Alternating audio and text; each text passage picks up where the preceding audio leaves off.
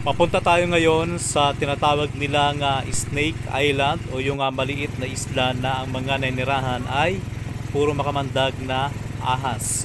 At sa lugar po na yan, sasabi din nila na marami pong mga nangingitlog na ibon. Ito po ay matatagpuan dito sa Ambulong, Occidental, Mindoro. So samahan niyo po kami at sana po ay tapusin niyo po yung panonood ng video na to para tayong lahat po ay mag-enjoy. So nandito po tayo ngayon sa Ambulong Island, San Jose Occidental, Mindoro. At yung nasa likod ni Ayon, yan yung pinakasikat na tinaguriang Maldives ng Mindoro. Yung Grace Island Resort, pero hindi po kami pupunta dyan dahil wala po kaming pambayad. Kaya kung gusto niyo pong mai-vlog namin yan, sana po mayroon pong mag-sponsor para mapasok namin yan ni Ayon. So ayun po ang pinakadulo ng Ambulong Island. At sobrang ganda. At syempre itong nakikita nyo naman, ito po yung pinakasikat na landmark ng Ambulong. Ito pong maliit na isla na mayroon pong punong kahoy sa itaas. So ayun po yung mga kabundukan ng Ambulong. At kapag galing ka naman ng San Jose ay dyan ka po dadaan. So maraming salamat Lord dahil napakaganda ng panahon ngayon. Nanggaling kami sa Oriental Mindoro mga alas 5 ng umaga at dumating kami dito alas 7 ng umaga dahil kalmada nga po yung tubig dagat. So kung mapapansin nyo, talagang walang kalon-alon at kitang-kita yung ganda ng Ambulong Island. So ngayon, ang gagawin namin ay pupuntahan namin yung maliit na isla na yan na pinakasikat dito po sa buong Mindoro, na tinatawag ng iba na maliit na isla at sa Bisaya naman maistan na pulo. So ngayon ay pupuntahan namin at sisikapin ni Ayon na maakyat yung pinakaitaas, pero kung hindi naman kaya at least may pakita natin. So si Ayon lang yung kasama natin dahil si Mark Lloyd ay kasalukuyang nasa Romblon. Kasama rin natin ngayon si Unyok at si Dintor. Maraming salamat ulit sa pagpapahiram ng kanilang bangka. Shoutout nga pala kay Ivan, kay Ridilene at kay Boy. Ayan. Syempre, shoutout din sa kay Mama Celia, kay Mary Rose Tatlong Hari, sa Sheila Sarsari Vlog, kay Master Gerald, kay Justin, kay Bert. Sino pa ba yun? Yung ating nakalimutan. Yung mga nagpapa-shoutout. Ayan, kay Cyrilla Juso. Yung isa nakalimutan namin eh. At sa lahat po ng mga organic viewers natin, organic subscribers na Mindoro Binors TV, FB page at sa TikTok, maraming salamat sa inyong walang sawang pagtangkilik sa Mindoro Binors TV YouTube channel. So ngayon ay pupunta na kami doon. Inulit natin hindi kami pupunta dyan sa Grace Island.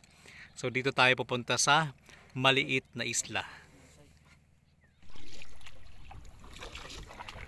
So ayan, sinasagwa na ni Ayon yung bangka para makalapit tayo dyan sa maliit na isla. Unique, kakaiba tong maliit na isla na to dahil perfect talaga yung kanyang design, yung kanyang punong kahoy. At kung bibili kayo ng mga damit dyan sa Grace Island, yung mga nakatatak ay itong bato na to. Ito yung artistang isla, artistang bato.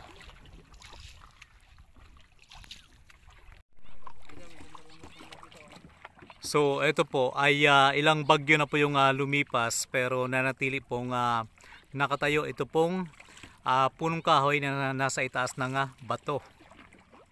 Ay dahil palang pugad yun. Pag sa malapitan pala malaki din.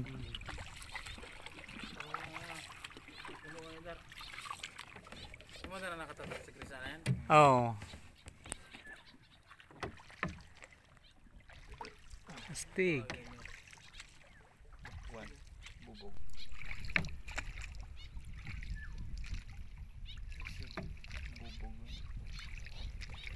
Sige, ikutin na lang natin.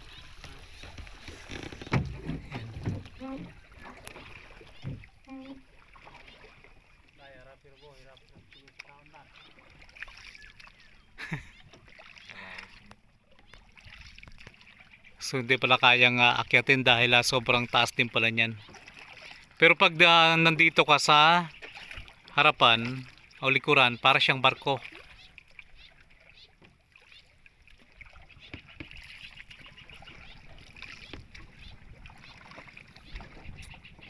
Siguro may mga walwalo to dito, no?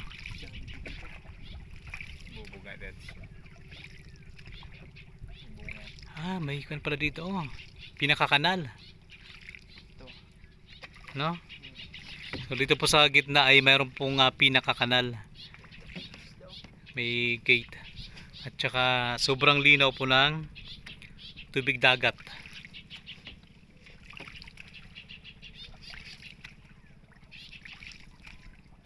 Daming ibon.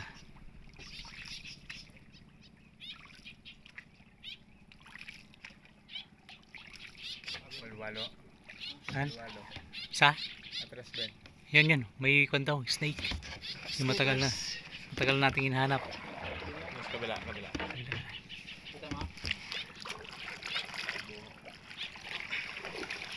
Hindi tayo lundagan. Takbo. Sige pa. Sige pa, makalundagan tayo, bilis. Iagot-agot niya. Sige pa. Ay, yun. Yan lang pala eh.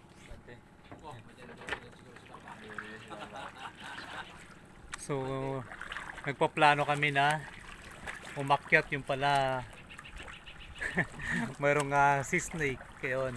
Tulog naman yan. Ay, pero pag makaramdam yan ng panganib, Dito ako lang dito.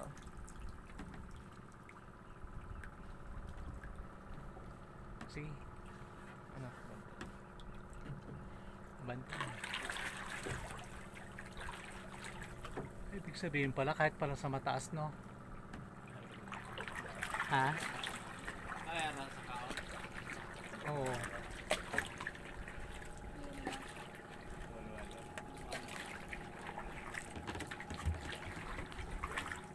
Chris, lundag yun mamaya. Tulog. Ay, ano nangyari?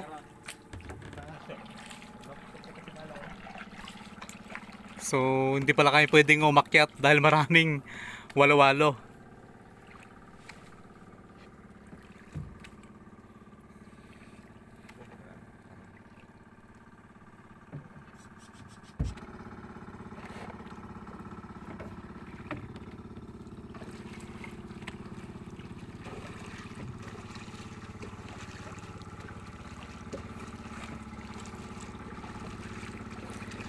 Ibig sabihin, dyan sa itaas marami pa, no?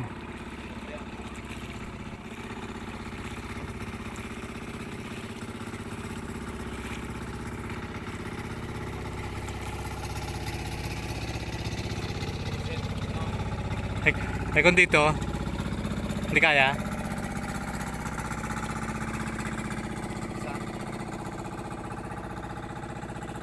Sige, diretso.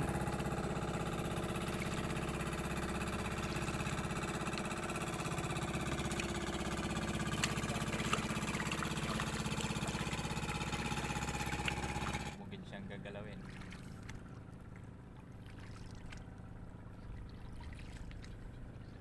Ang buo na. Puro ganun matawalas lang ako sa klase lang. So ibig sabihin dyan po sa itaas na yan, mga butas-butas ay puro walo-walo. Kaya pala pinagbabawalan nila na umakyat po sa lugar po na yan dahil marami pong walo-walo. Kasi ang plano namin kanina, aakyat kami para titingnan yung mga pugad ng ibon. Kaya lang, dyan pa lang sa mga dadaanan namin ay makikita mo na yung mga walo-walo o yung mga sea snake. Sige. Sagwan, maalon-alon.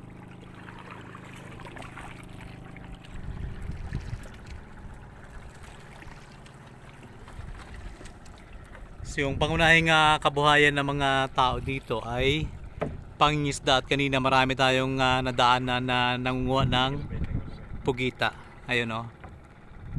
So, ang ganda talaga ng Grace Island. At saka ang ganda ng Ambulong.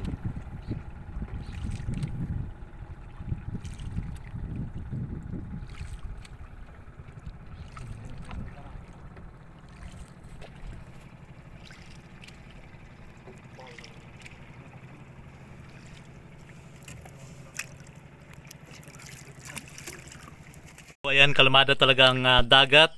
Shoutout nga pala kay Nathan Robera at kay Annabel Robera. At syempre kay Mark Lloyd Tagalog na nasa Romblon ngayon. So, ingat-ingat ka dyan. So, ayun yung sea snake. Natutulog siya. At saka dyan pa sa mga butas-butas na yan, dyan sa itaas, ay marami pa rin mga ahas. Ahas dagat. Pero yan po ay makabandag. Sa ibang katawagan, yan po ay tigwalo. Sa amin naman, walo-walo. So kung makita natin yung mga butas-butas na yan, puro may mga laman yan. Ayan o. Kita?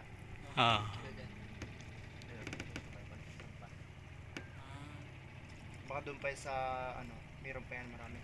Saan? Sa medyo loob-loob. Oo. Simple lang no, pugad niya.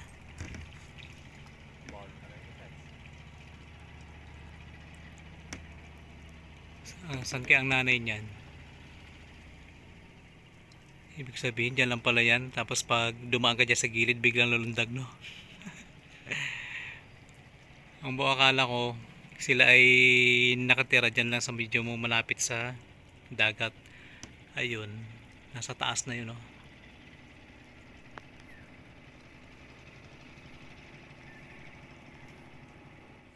So, ngayon po ay iikot namin kayo dito sa kabuuan ng Ambulong Island. At papyawan natin yung Grace Island. Iikot na kami. Pero hindi tayo dadaong dahil wala kaming pambayad.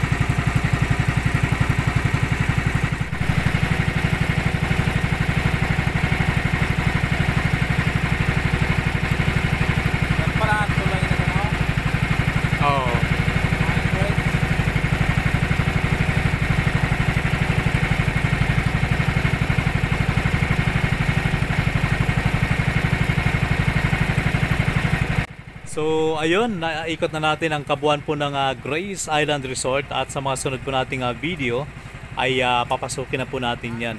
So sana po ay nag-enjoy po kayo ngayon sa atin pong video na ipinakita sa inyo. At sa pangalan po ni Mark Lloyd Tagalog na nasa Romblon ngayon, kasama natin ngayon si Ayon, si Dintor at si Unyok. Ako naman po ang inyong lingkod, MJ Robera. So muli, maraming salamat and God bless. Bye bye guys!